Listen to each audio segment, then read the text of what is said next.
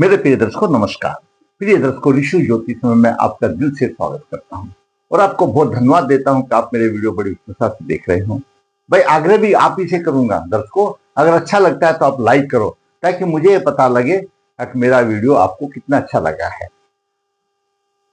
मेरा वीडियो का एक एक शब्द शास्त्रों से लिया हुआ है और मैंने उन योगों को अनुभव में डाला है, क्योंकि मेरे जो कुंडलियां हैं वो ऐसे ही नहीं कि मैं अपने दफ्तर में बैठ करके बनाता हूं। मेरे पास कुंडली दिखाने वाले आते हैं, मैं कुंडली लिखता हूं। जहां पर नर्मदा जी के तट के नजदीक कालसदोष पिदोष की पूजाएं होती हैं, उसका मुझे अनुभव है। तो वो अलग बात है, मेरे दूसरे सहयोगी पंडित जी करते हैं। लेकिन मेरा कहने का मतलब यह है कि मैंने उन योगों को अपने अनुभव में डाला है, तो वो ठीक होना चाहिए और उसकी पुष्टि आप करेंगे। आज हम बात करते हैं दर्शकों, हर आदमी को आर्थिक रूप में धन चाहिए, धन चाहिए, धन चाहिए। और भाई बात भी सही है, बिना धन के तो आज सही कुछ भी नहीं है। अगर धन है तो आप में बुद्धि भी है, आप बलवान भी है, आपके साथ दो चार आदमी भी होंगे किसी न किसी काम के लिए। अगर नहीं है तो भाई कोई नहीं पूछता। तो दर्शकों, आपकी कुंडली से किसी भी लगन की कुंडली होने दो, ये कुंडली के 12 भाव है। 1 2 3 4 5 6 7 8 9 10 11 12 भाव है। लगन लगने स्वयं का प्रतिनिधि। द्वितीय भाव धन का है, तीसरा पराक्रम का, चतुर्थ भाव घरेलू सुखों का, पंचम भाव शिक्षा बुद्धि का, छठा भाव रोग शत्रु का, ऋण का, सप्तम भाव जीवन साथी का, अष्टम भाव गूढ़ ज्ञान भी है, जीवन भी है और आयु का भी है। नवम भाव भाग्य भाव है, ये दसम भाव है, ये आपका कर्म भाव है। एकादश भाव आमदनी का है, द्वादश भाव खर्चे का भाव है। आमतौर पर सबको आना चाहिए। तो आज एक छोटा सा वीडियो है, ये है द्वितीय भाव धन परिवार कुटुंब का भाव। इसकी स्थिति अगर अच्छी हो, देखिए इसकी स्थिति कैसे होगी। हम यहां पर कर्म करेंगे, आमदनी आएगी, आमदनी आके पैसा यहां चला जाएगा, अपने आप स्थिति होगी। ये स्थिति हमको बता देगी कि हमारा कार्य व्यवसाय भी कैसा है, क्योंकि बिना कार्य व्यवसाय तो धन आएगा नहीं ना।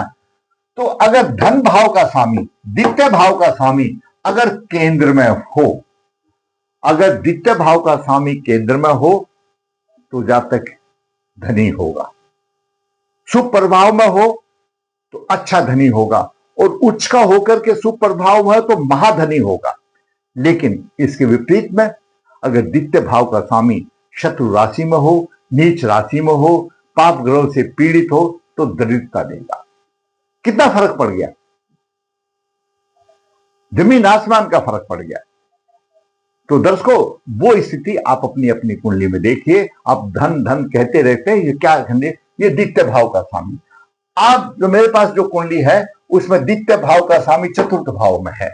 अगर द्वितीय भाव का स्वामी चतुर्थ भाव में होगा, शुभ स्थिति में होगा, तो आपको घरेलू सुख बहुत अच्छे मिलेंगे, अपार संपदा होगी, घरेलू सुख अच्छे होंगे। और जब घरेलू सुख होंगे तो भाई सब कुछ ठीक होगा, अच्छा घर होगा, बढ़िया होगा। लेकिन अगर यहीं पर पाप प्रभावित होगा तो पीड़ित होगा।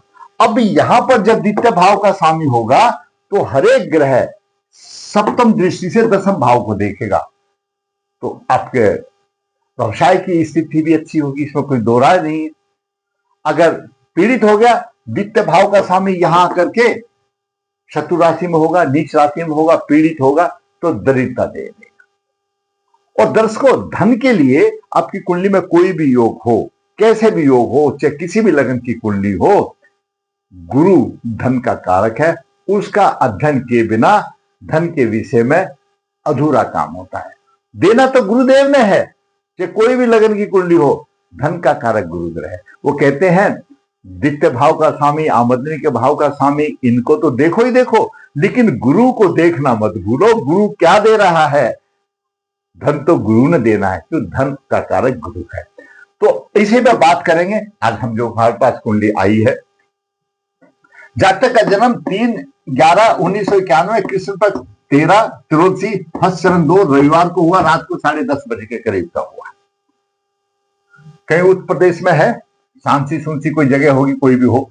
लगन करक लगन उद्वा 1 डिग्री 31 मिनट है। द्वितीय भाव में गुरु 16 डिग्री 7 मिनट लेकर के है। तृतीय भाव में शुक्र नीच राशि में शुक्र एकादश भाव का स्वामी, नीच राशि में 31 अंश लेकर के, चंद्रमा वहीं पर लगने से 13 डिग्री 27 मिनट लेकर के है। चतुर्थ भाव में द्वितीय भाव का स्वामी सूर्य नीच राशि में है। सूर्य नीच का नहीं है, सूर्य 10 अंश तक रहता है, तो यहां पर शत्रु राशि बोलो, मकर राशि, नीच राशि बोलो, भाषा ये ऐसी आगे नीच राशि में। वहीं पर मंगल अस्त हो रहा है, मंगल कारक ग्रह है चतुर्भाव के लिए, कर्क लगन के लिए, पंचम भाव का स्वामी, दसम भाव का स्वामी अस्त हो रहा है, मंगल अस्त हो रहा है। बुध 5 डिग्री 52 मिनट लेकर के है, और छठे भाव में राहु 19 डिग्री 8 मिनट लेकर के है। सप्तम भाव में शनि अपनी राशि में शशक योग बना रहा है, जो महापुरुषों में से एक योग है। केतु 19 डिग्री लेकर के विराजमान, यह ग्रहों की स्थिति रही। लग्नेश पुष्कर नवास में है, लगन का स्वामी पुष्कर नवास में उच्च राशि में है, लेकिन राहु से पीड़ित आ गया। विश्वनवास में गुरु है, मैंने बताया ना, विश्वनवास में गुरु आ गया, सिंह राशि में 16 डिग्री 7 मिनट लेकर गुरु आ गया। अब गुरु धन का कारक है, कितना भी हम धन चिल्लाते रहे, कितना धन देते आएगा तो गुरु से ही, तो गुरु धन का कारक है और विश्वनवास में आ गया। और कुंडली में भाग का स्वामी भी है, विश्वनवास में आ गया। राहु अधिष्ठ राशि का स्वामी है, अशुभता आ गया। धन भाव में गुरु है, ऐसा नहीं है भाग्य भाव का स्वामी धन भाव में और अच्छा दे देगा, नहीं, वो तो विश्वनवास में आ गया। तो गुरुदेव ने भी धन के लिए गर्दन हिला दी, नहीं मिलेगा, सीधी सी बात है, विश्वनवास में आ गया। पुष्कर नवास में चंद्रमा आ गया, सूर्य भी आ गया, केतु भी आ गया और शनि भी आ गया। तो यानी चंद्रमा को भी बल मिला, सूर्य को भी बल मिला, शनि को भी मिला, केतु को भी मिला, इनको भी बल मिला।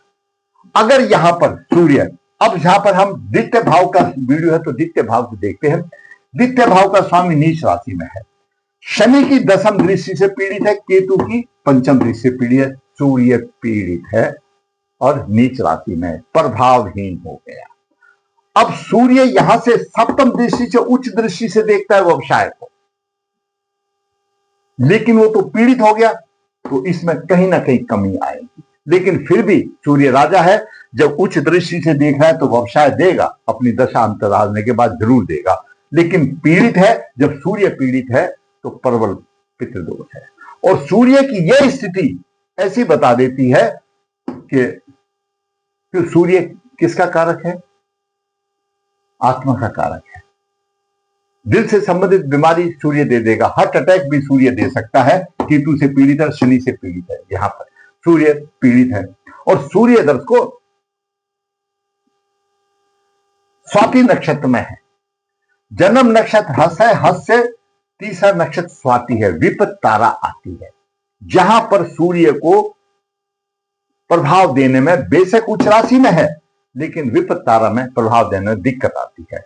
तो द्वितीय भाव का सूर्य नीच राशि में हो गया, पुष्कर नवास में है। पुष्कर नवास होने से मतलब यह है कि अपने द्वितीय भाव की बढ़ोतरी करेगा। और सूर्य किसका कारक है? प्रशासक का कारक है, प्रतिष्ठा का कारक है, प्रतिष्ठा देगा। उच्च दृष्टि से देख रहा है, लेकिन सूर्य को तो शनि ने और केतु ने घेर लिया, जैसे ने चक्रव्यूह में अभिमन्यु को घेर लिया। सूर्य पीड़ित हो गया। दूसरी बात, जन्म नक्षत्र हस्त है और हस्त से तीसरा नक्षत्र स्वाति आता है। स्वाति नक्षत्र में सूर्य है तो विपत तारा है, विपत तारा में अवरोध आते हैं, फल नहीं मिलेगा, ये बात हुई। सूर्य पीड़ित है, शनि और केतु से पीड़ित है, बता दिया। दशमेश मंगल अस्त है, दसम भाव का स्वामी पंचम भाव का स्वामी मंगल अस्त है, पीड़ित है। शुक्र नीच राशि में, एकादश भाव का स्वामी शुक्र नीच राशि में। आमदनी तो गई भाई, आमदनी में तो परेशानी आ गई, शुक्र नीच राशि में हो गया। इधर गुरु भी हो गया, विश्वनाथ में आ गया, धन का कारक भी विश्वनाथ में हो गया। और द्वितीय भाव का स्वामी सूर्य नीच राशि में, सामने उच्च दृष्टि देख रहा है दसम भाव को, वहां पर भी सूर्य ने मतलब अपना पीछा अपना हाथ पीछे कर लिया। क्यों हाथ पीछे कर लिया? केतु से पीड़ित है, शनि से पीड़ित है, और सूर्य स्वाति नक्षत्र में है। जन्म तारा में विपत तारा अवरोध दे सकता है। शुक्र नीच राशि में हो गया। अभी लगन में वक्रोत्तम है, अच्छा फल मिलता है। जब वक्रोत्तम होता है तो अच्छा फल मिलता है। अभी राहु की दशा 31/3/2006 से 24 तक थी, राहु की दशा थी। राहु की पंचम दृष्टि दसम भाव पर भी जा रही है और खर्चा भी करा रही है सप्तम दृष्टि दे करके, और नौ दृष्टि यहां पर भी जा रही है।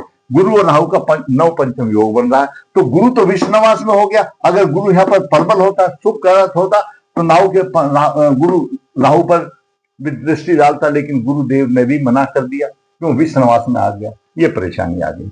गुरु की महादशा 2024 से लेकर 40 तक है और इसमें सूर्य की अंतर्दशा आएगी 34 से लेकर 35 तक। अब 2034 तक कहां से होगा, उसको कौन सरकारी नौकरी दे देगा, कौन प्रतिष्ठा देगा? हाँ, इन्हें ना कोई अंतर्दशा में प्रतिदशा आएगी देगा, लेकिन उसमें भी त्रुटिपूर्ण बात है, क्योंकि सूर्य स्वाति नक्षत्र में है और स्वाति नक्षत्र में जन्म नक्षत्र से तीसरा नक्षत्र आता है। स्वाति नक्षत्र अवरोध है, विपत्त तारा है, तो सूर्य देव भी तथास्तु नहीं बोलने वाले हैं, परेशानी है, परिवर्तित दोष है, विपत्त तारा में आ गया, यहां पर आ गया। अब बात करते हैं दूसरा इशू, बात करें। देखिए 91 का जातक है, आज 34 साल की आयु हो गई। इसकी माता ने प्रश्न किया था, शादी नहीं हो रही। बस शादी कैसे होगी? शादी का कारक तो शुक्र नीच राशि में आ गया, कैसे होगी? और जहां पर आप देखते हैं तो शुक्र राहु से पीड़ित आ गया नवास कुंडली में, और लगन चंद्रमा है तो राहु से पीड़ित आ गया। तो यहां पर भी लगन जो है, लग्नेश भी चंद्रमा राहु की नवम दृष्टि से पीड़ा है, 7 8 9 पीड़ित आ गया। और फिर दूसरा 9 भाव में सूर्य मंगल शनि केतु, ये सब शापित योग बन गए। अब आप अंदाजा दिखाइए, 91 का जातक है, अभी तक शादी नहीं, 34 ईयर्स हो गई, क्या दिक्कत हो गई भाई? देयर इज समथिंग ना, कुछ तो है, कुछ तो यही है कि नवास भी गवाही नहीं देता शादी के लिए, लगन कुंडली भी शादी नहीं देती, तो इधर व्यवसाय में भी परेशानी है, धन की हानि है, और दाम्पत्य सुख में भी परेशानी है। शनि दे रहा है यहां पर अपनी राशि में सक्षयोग बना रहा है, लेकिन शनि तो देगा तब ना जब शुक्रदेव शादी कराएंगे। तो ऐसा द्वितीय भाव का सूर्य यहां पर आ गया। आपकी लगन कुंडली में कोई भी हो, अगर आपका द्वितीय भाव का स्वामी यहां पर है, यहां पर है, यहां पर है, यहां पर है, शुभ स्थिति में है, धन की आपको कोई कमी नहीं आएगी, धन मिलेगा। अगर उसके ऊपर शुभ प्रभाव है और उससे बढ़कर के धनी होंगे। अगर वो द्वितीय भाव का स्वामी उच्च राशि में आ जाता है कहीं पर भी, और फिर शुभ ग्रह प्रभाव है, तो पूछो मत, अडानी जैसे आप हो जाओगे। ये स्थिति आ जाती है ग्रहों पर। ये होता किसे? अपने पूर्वजन्मों के कर्मों के आधार। सूर्य पीड़ित हो गया, परवल पित्त दोष हो गया, भाग्य विष्णवा से चला गया, भाग का साथ भी। ऐसी कुंडली का पित्त दोष निवारण करें षडवर्ग देख करके, और विवाह से पहले अर्क विवाह जरूर करें, तो घर बसने की उम्मीद है। अब कोई बीच में पितन दशा आएगी तो हो सकता है दे दे, लेकिन मोटे तौर पर परेशानी है। और फिर आप सोचो 91 का है, तो कितनी परेशानी वाली बात है। तो ऐसी कुंडली में बड़ी परेशानी है। फिर दोष निवारण करें षडवर्ग का देख करके, जैसे यहां पर आया और भी कोई होगा, और उसके बाद फिर दोष निवारण करने के बाद ऐसा जातक अर्क विवाह जरूर करे। अगर कोई कन्या है तो कुंभ विवाह करे और फिर छोड़ दे प्रभु के ऊपर। ये कहना गलत है कि आपका काम बनी जाएगा, ये कहना गलत है कि आपकी शादी हो ही जाएगी, ये कहना गलत है कि आपको व्यवसाय मिल ही जाएगा या तरक्की हो जाएगी। आपको क्या सजा दे रखी है भगवान ने, वो किसी को नहीं पता। सिर्फ उपाय यह है, शास्त्रों के आधार पर ऊपर है, और इससे ज्यादा कोई उपाय भी नहीं है। आपकी श्रद्धा के ऊपर है और भगवान तथास्तु बोले उसके ऊपर है। मैं तो सिर्फ केवल एक मार्गदर्शन करने वाला हूं। मैं सीधी सी बात बताता हूं। आपको मेरा वीडियो अच्छा लगा तो आप लाइक करें, शेयर करें, जिस चैनल सब्सक्राइब नहीं सब्सक्राइब है, ताकि आने वाली भी वीडियो आपको मिले और ज्ञान की वृद्धि हो। धन्यवाद।